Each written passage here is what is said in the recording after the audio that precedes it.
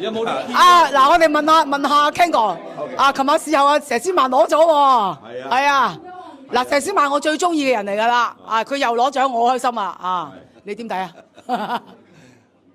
我係幫得啦，冇嘢啦，Ken 哥你講。冇嘢，繼續，冇問題嚇。阿佘攞獎啊！好戲好戲，係啦，係好戲，人又靚，戲又好，心地又非常靚啊！我最中意佢。公司講佢做乜嘢咧？我中意佢啊嘛！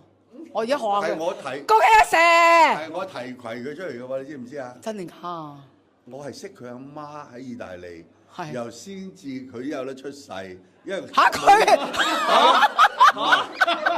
唔係冇人知邊個係佢老豆，我得我一個知邊個係佢老豆，所以咧佢當年選香港小姐，佢阿媽嗱，我冇做馬嚇，佢係打點咗話我有個女又嚟選香港小姐，咁話包佢3名啦，我諗住噏下啫，佢真係唔係包佢生仔佢真係第三，佢真係第三，所以咧我真係由呢個唔係內幕嚟嘅，呢個唔係內幕嚟嘅，公開嘅秘密，公開秘密不過咧就唔係好多人聽過。不過實至名歸嘅，實實至名歸真係實。